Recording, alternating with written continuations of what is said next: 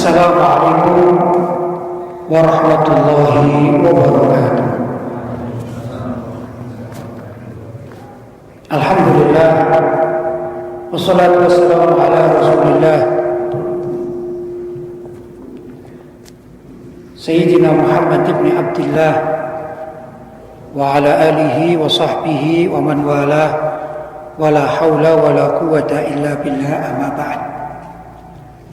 Hadratul mukarramin, ma'asyiral ulama al-fudhala, ma'asyiral asatidzah al-kurama, bapak-bapak hadirin hadirat yang dirahmati oleh Allah.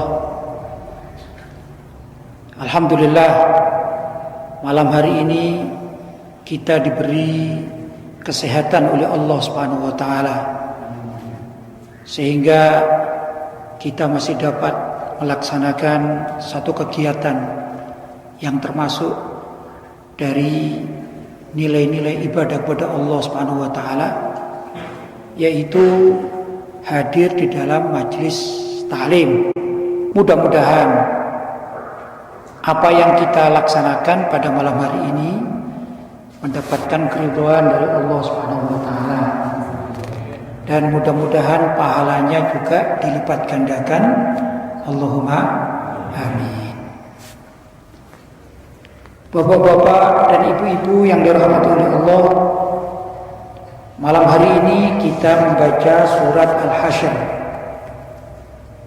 pada nomor ayat ke-8.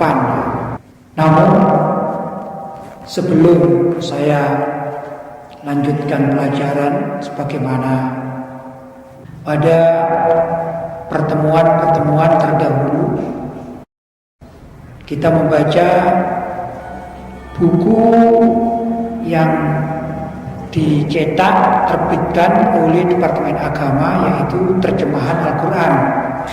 Buku terjemahan Al-Quran kita baca, namun keterangannya saya ambil dari kitab At-Tafsirul Wadih Al-Muyassar karangan Asy-Syaikh Muhammad Ali As-Sabuni.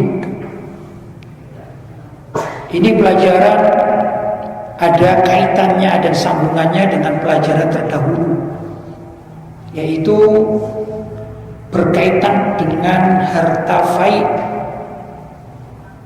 Apa itu harta faiz?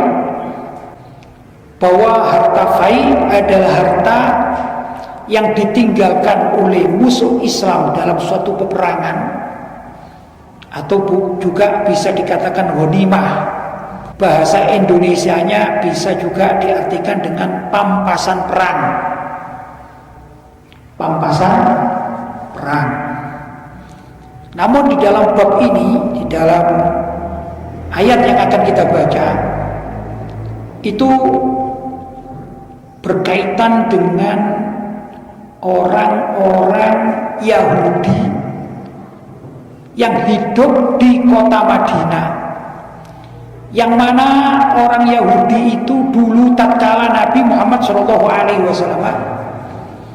mengatakan dan mengumumkan akan hijrah, maka mereka bersama dengan penduduk Madinah menyatakan menerima kedatangan Nabi Muhammad beserta dengan para sahabatnya. Tatkala Nabi Muhammad datang secara ringkas, maka beliau membuat suatu piagam perjanjian yang diberi nama dengan piagam Madinah, Mitsaqul Madinah. Ceritanya panjang karena kita tidak membahas bab itu. Secara ringkas, setelah piagam Madinah itu diberlakukan, nah pada akhirnya itu orang-orang Yahudi dari Bani Quraidah, Bani Nadir, Bani Qainuqa yang ada di kota Madinah ingkar janji, ingkar, dan mereka berkhianat kepada Islam, alias khususnya kepada baginda Muhammad Sallallahu Alaihi Wasallam. Itu pelajaran terdahulu. Ringkas cerita, pada akhirnya atas perintah Allah, maka orang-orang Yahudi yang berada di kota Madinah diusirlah dari kota Madinah. Mereka diusir hanya membawa dirinya, nyawanya, dan pakaian yang melekat pada dirinya serta keluarganya, dan mereka tidak diizinkan membawa barang-barang apalagi rumah yang mereka miliki. Tentu ini menjadi haknya penguasa alias negara Islam yang saat itu di kepala negarai oleh baginda Nabi Muhammad SAW. Jadi ringkas cerita, pelajaran terdahulu, hartanya orang-orang Yahudi yang diusir itu namanya harta fai. Namanya harta fai. Kemudian harta fai ini kalau di dalam bahasa Jawa ya, sebenarnya ini juga saya singgung dalam pelajaran terdahulu, kata orang Jawa namanya harta pek, katanya difai itu dipek ya, difai gitu ya, fai. Kemudian orang Jawa mengatakan dipai gitu ya, akhirnya tambah Jawa lagi dikatakan dipek, jadi dimiliki oleh orang lain. Dipek itu dari bahasa Arab namanya difai gitu ya. Maksudnya hartanya orang Yahudi yang ditinggal dan diusir, ditinggal keluar kota Madinah, pada akhirnya difai oleh umat Islam. Kalau bahasa Jawa dipek sama orang Islam gitu. Ini pelajaran terdahulu. Kemudian harta itu dibagi. Lah, yang membagi itu adalah kepala negara yang saat itu tiada lain adalah baginda Nabi Muhammad SAW. Karena itu hartanya dikatakan di ayat sebelumnya, ma'afallahu ala rasulihi min ahlil qura. Jadi Allah perintah kepada Nabi Muhammad untuk membagi harta fai itu. Di samping untuk Rasulullah, arti untuk Rasulullah yaitu untuk keluarga Rasulullah SAW, ahlul qura. Falillah untuk Allah yaitu kemaslahatan Islam. Falil Rasul dan untuk Rasulullah. Jadi harta fai itu boleh dimiliki Rasulullah, ya dibagi oleh Rasulullah sesuai dengan kebijaksanaan Rasulullah. Misalnya saya gambarkan harta fai itu jumlahnya misalnya ya 10 juta misalnya, maka boleh yang 1 juta dipergunakan untuk kemaslahatan umat Islam, pembangunan masjid misalnya. Kemudian yang 1 juta diambil untuk kepentingan hidup Rasulullah, itu boleh, tergantung dari kebijaksanaan Rasulullah yang membaginya. Begitu maksudnya ayat sebelumnya.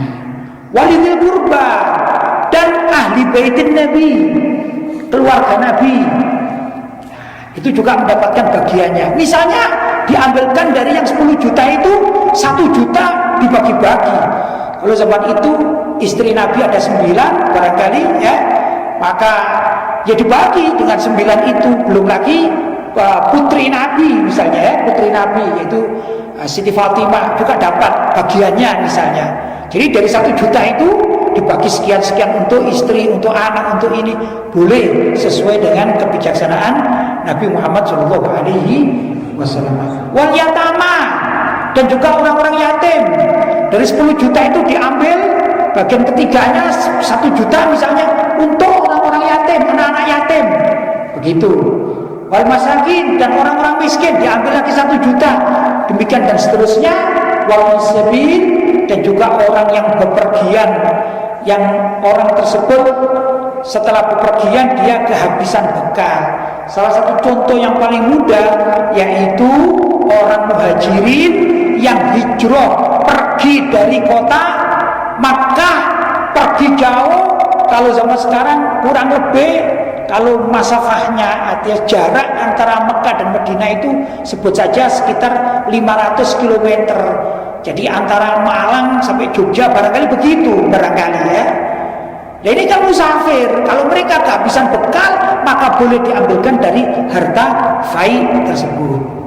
Ini pelajaran yang terdahulu.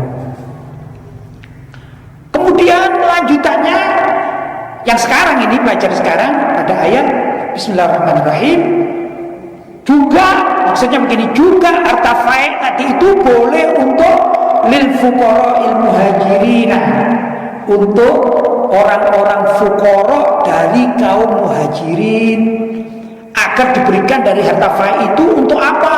Untuk bekal bekerja, bekal hidup. Siapa mereka ini? Alladzina ukhriju min diyarihim wa amwalihim, yang mana mereka itu diusir dari rumahnya. Rumah mereka di mana? Di kota Makkah. Wa amwalihim, dan diusir dari kepemilikan harta mereka. Apa antara lain? Rumah-rumah mereka, pekerjaan mereka, uang mereka, dan lain sebagainya. Mereka ini ukhriju, dituakan, diusir, dan mereka mau berangkat itu untuk apa? Yabtaguna fadlan minallahi wa ridwana. Tujuan mereka tiada lain hanyalah untuk memohon kepada Allah fadlan, keutamaan, wa ridwana, dan keridhaan dari Allah Subhanahu wa taala. Wa yansurunallaha wa rasulah. Tujuan mereka tiada lain untuk menolong Allah dan Rasulnya. Itu tujuan utama ya. Nah, ulaika humus shadiqun, mereka itulah orang-orang yang hijrah dengan benar-benar dari hatinya karena Allah dan karena Rasulullah, dan juga demi kemaslahatan agama Islam. Itu demikian. Lah, orang semacam demikian ini berhak juga mendapatkan harta fai, harta rampasan perang ya. Itu di zaman Nabi Muhammad SAW. Orang di zaman sekarang ada juga yang mengkiaskan di dalam masalah ini, masalah zakat. Kalau ada orang bertanya, kadang-kadang kita mendengarkan, apa boleh zakat itu diberikan kepada orang-orang yang jihad fisabilillah? Jihad fisabilillah itu kan mendapatkan hak ya, di dalam masalah apa? Zakat. Kemudian ada yang berdalil begini, termasuk jihad fisabilillah itu apa? Talabul ilmi, bisa mencari ilmu, mencari ilmu yang bagaimana? Yaitu orang yang mencari ilmu tapi dia tidak sempat untuk mencari uang, hidupnya untuk mencari ilmu saja. Sebagaimana di zaman Nabi SAW ada sahabat yang namanya Sayyidina Abu Hurairah. Beliau dari orang fuqara, miskin, beliau tidak pergi kemana-mana kecuali di masjid untuk belajar hadis Nabi. Pada akhirnya beliaulah termasuk orang yang paling banyak meriwayatkan hadis. Walaupun beliau tidak perang misalnya, maka beliau berhak untuk mendapatkan zakat ini atas dasar beliau termasuk jihad fisabilillah fi talabil ilmi. Itu termasuk juga misalnya ada orang yang dakwah untuk menerangkan agama Islam kepada masyarakat, sehingga dengan kesibukan dakwahnya itu mereka tidak sempat lagi memikirkan pekerjaannya ya. Nah, ini ada sebagian ulama yang memperkenankan orang semacam demikian ini boleh menerima zakat. Itu sebagian ulama mengatakan. Adapun ayat yang dipergunakan dalil antara lain adalah ayat lain yang bunyinya lil fuqara'il ladzina uhsiru fi sabilillah, yaitu diberikan kepada fuqara. Lil fuqara ini yang tadi al-muhajirin ya, orang-orang hijrah yang tadi untuk dapat harta fai. Tapi kalau sebagian ulama mengatakan bagaimana orang yang berdakwah di jalan Allah, dia tidak sempat untuk bekerja, apakah dapat? Maka dikatakan dapat, termasuk kalau harta fai, kalau ada harta fai juga termasuk zakat. Ini sebagian pendapat.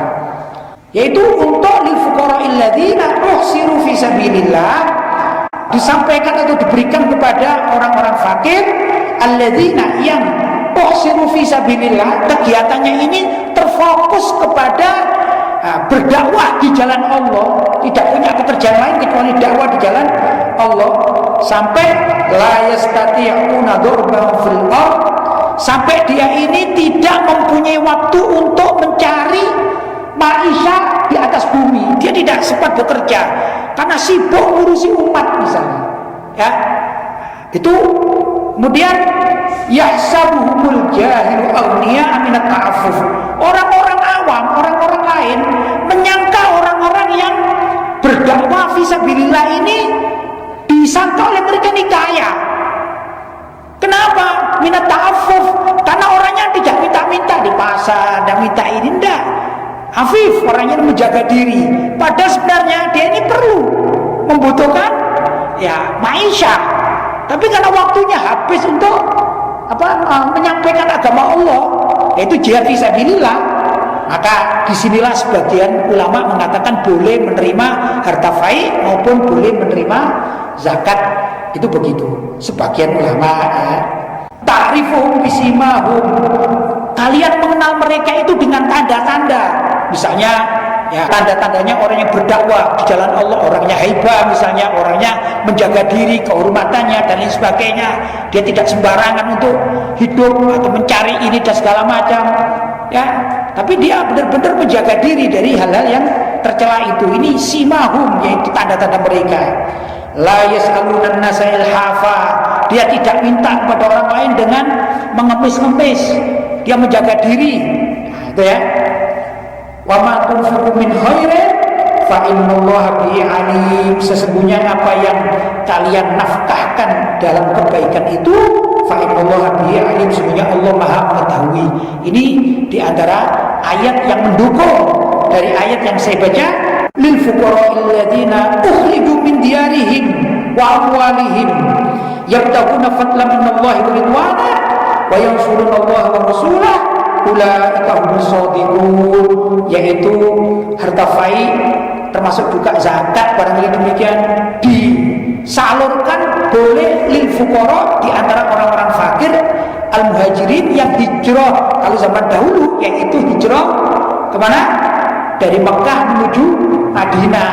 Tapi setelah selesai Fathu Makkah, membebaskan kota Makkah dari kesyirikan, maka dikatakan oleh Nabi, la hijrata ba'dal fathi, tidak ada namanya hijrah setelah kota Makkah ini menyerahkan diri masuk Islam semuanya.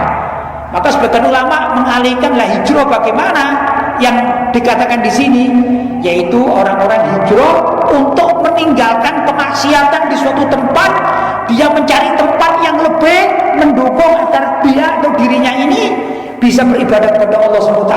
Bahkan dia meninggalkan kerjaannya, dia meninggalkan rumahnya, meninggalkan keluarganya, maka dia pergi ke suatu tempat, ya barangkali ke pesantren atau ke suatu komunitas tempat zikir, kemudian di situ dia asyik sampai lupa kepada pekerjaannya. Nah, orang yang demikian ini juga mendapatkan harta fai. Andai kata ada peperangan, kemudian orang non muslim kalah, ya, kemudian mereka meninggalkan hartanya, maka harta fai-nya itu juga boleh diberikan kepada orang yang tadi saya sebutkan sifatnya.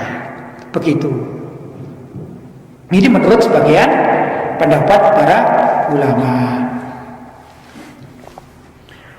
Walladzina tabawwa'u ad-dara wal imana min qablihim, dan orang-orang yang telah menempati kota Madinah, Darul Iman kota Madinah, ya. Walladzina tabawwa'u ad-dara wal imana min qablihim, dan orang-orang yang telah menempati kota Madinah dan telah beriman, maksudnya yaitu sebelum kedatangan orang muhajirin. Orang mana ini berarti? Orang Ansor, ya. Orang Ansor ini yuhibbuna man hajar ilaihim, mereka orang-orang Ansor itu sangat cinta, sangat menerima kedatangan orang-orang muhajirin, ya. Wala yajiduna fi sudurihim hajatan bima utu wa yu'thiruna ala anfusihim walau kana bihim khasasah. Maka orang-orang Ansor itu tidak mempunyai rasa iri sedikit pun di dalam hati mereka. Walaupun hakikatnya orang Ansor itu tidak semuanya kaya. Orang Ansor itu sebagiannya juga perlu kepada harta alias barang rampasan perang itu. Tapi diikhlaskan. Kenapa? Karena mendahulukan orang Muhajirin fisabilillah. Jadi orang Ansor itu tahu diri, begitu ya. Walaupun Nabi Muhammad sekalipun orang Ansor itu sangat butuh, sangat perlu kepada harta itu. Wa may yuqashuha nafsihi fa ulaika humul muflihun. Barang siapa yang menjaga diri dari sifat kekir, maka orang tersebut adalah termasuk orang-orang yang beruntung alias berbahagia di akhirat nanti. Gambarannya begini, gambarannya. Tatkala Nabi Muhammad SAW membagi harta fai, sebagaimana tadi pembahasannya mulai dari Nabi sendiri mengambil bagiannya, kemudian keluarganya diambilkan bagiannya, lantas dibagi kepada orang-orang yatim, orang-orang miskin, kemudian juga dibagikan kepada ibnu sabil, orang-orang yang bepergian kehabisan bekal. Maka yang ada sisanya diberikan kepada orang-orang Muhajirin. Siapa mereka orang Muhajirin? Mereka sebenarnya banyak yang asalnya kaya, di Mekah kaya, tapi berhubung ditinggal, maka dihukumi. Semua Muhajirin itu dihukumi sebagai orang-orang fuqara. Mereka yang diberi bagian dari harta rampasan atau pampasan perang, walaupun tanpa ada perang fisik. Kenapa tanpa ada perang fisik?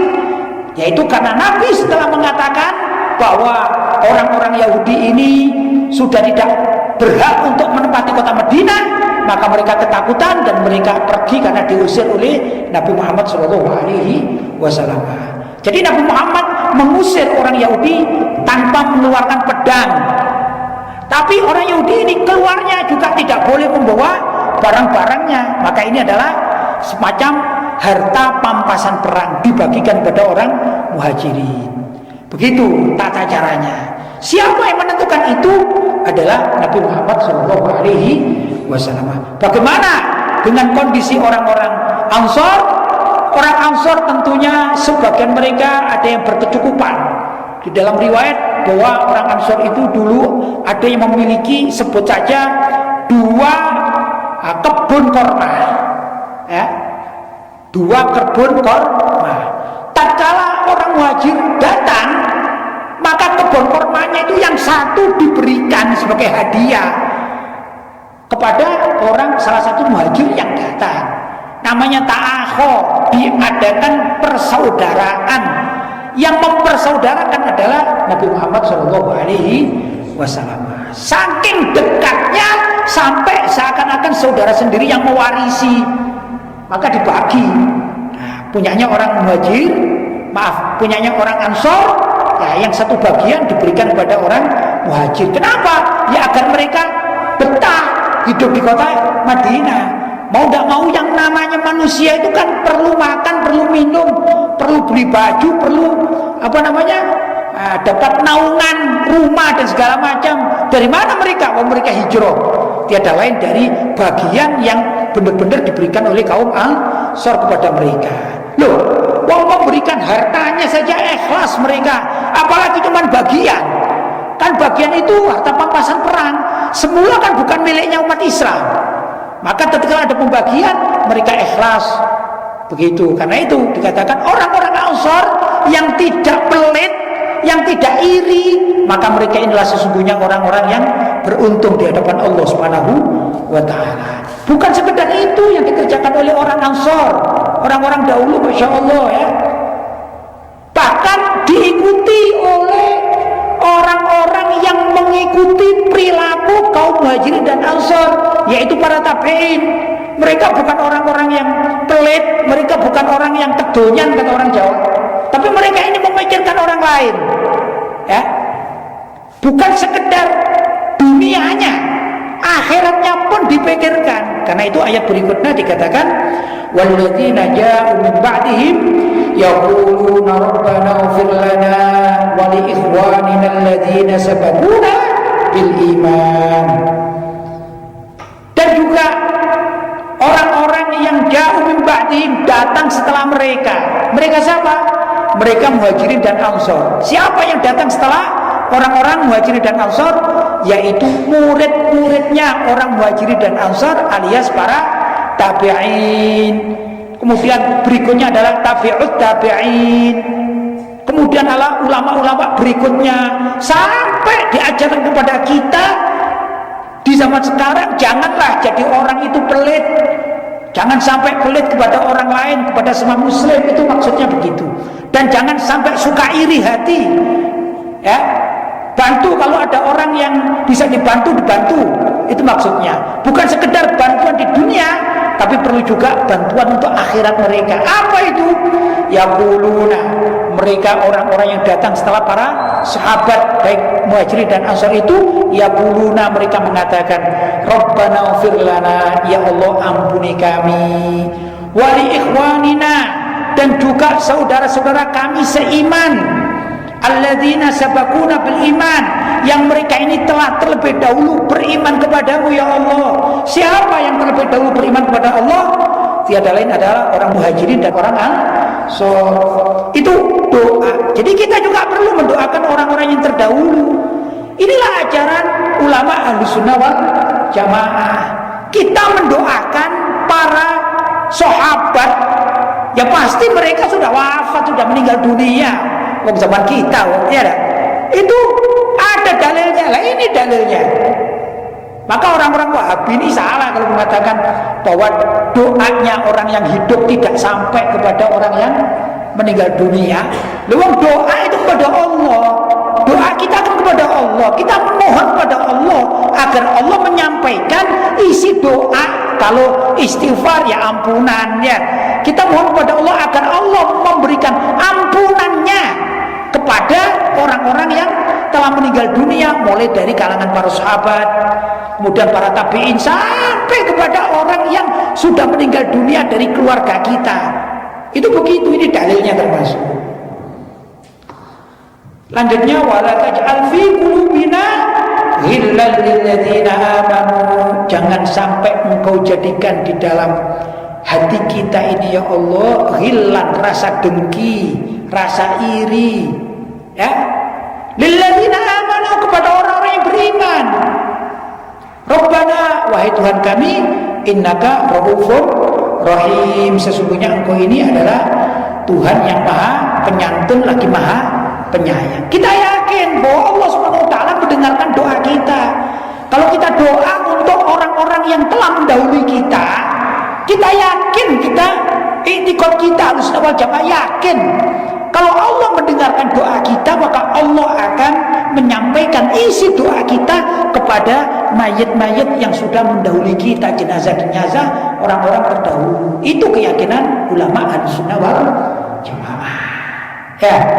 Ya mungkin lebih mudah kalau kita lebih mudah ini gimana kalau kita tahlilan. Tahlilan itu kan mendoakan mayit yang sudah meninggal dunia, sampai atau tidak? Ya sampai. Wong Nabi juga perintah kan ya, Iqra Yasin ala mautakum, bacakan surat Yasin untuk mayit kalian. Kalau Nabi perintah, ternyata perintah itu tidak sampai. Lah ada apa perintah kok tidak sampai? Tidak mungkin. Nabi perintah pasti Nabi tahu kalau sampai. Karena Nabi lah yang dituruni Al-Quran termasuk ayat ini. Maka Nabi tahu bahwa bacaan Yasin dan juga doa-doa untuk mayit itu sampai kepada mayit. Karena yang dituruni Al-Quran Nabi, dan Nabi tahu ayat ini, maka Nabi pun mengajari umatnya agar membaca surat Yasin untuk orang-orang yang sudah meninggal dunia. Bukan sekedar itu, juga mendoakan, memohonkan ampun kepada Allah SWT untuk orang-orang yang dahulu kala sudah meninggal dunia di antara dari kaum Muhajirin dan Ansor. Maka itulah ajaran dari Nabi Muhammad SAW. Lantas dilanjutkan oleh para sahabat, dilanjutkan oleh para tabi'in, dilanjutkan oleh para ulama-ulama terdahulu, dilanjutkan oleh orang-orang tua kita. Ya, kalau di Indonesia adalah para wali songo ya. Kalau para wali songo ini kurang lebih hidupkan mereka 500 tahun ya, 500 tahun terdahulu ini ya. Kalau ada kan sekitar. Karena itu haulnya Sunan, misalnya Sunan Ampel itu ke 400 sekian atau 500 sekian kan begitu. Jadi orang yang menyebarkan Islam di Indonesia ya hidupnya kurang lebih sekitar 500 tahun terdahulu. Lah Nabi Muhammad hidupnya kapan? 1400 tahun terdahulu. Juga para sahabat hidup di mana? Tahun 1400 tahun terdahulu. Lah kita tetap walaupun hidup sekarang tetap mendoakan mereka. Apa? Rabbi firlana wali ikhwanina alladziina sabaquna bil iman. Ya Allah, ampunilah kami dan orang-orang, maksudnya, dan ampuni orang-orang yang lebih terdahulu beriman kepadamu daripada kami ini. Nah, itu termasuk adalah salah satu dalil kita boleh mengadakan doa untuk orang-orang yang telah meninggal di antara kita, ya, keluarga kita. Gampangannya mengadakan tahlilan, ya, bapak-bapak dan ibu-ibu yang dirahmati oleh Allah. Barangkali ini yang dapat saya sampaikan, mudah-mudahan ada manfaatnya dan bisa dijadikan pemahaman yang benar. Hadza wa minkum. Wassalamualaikum warahmatullahi wabarakatuh.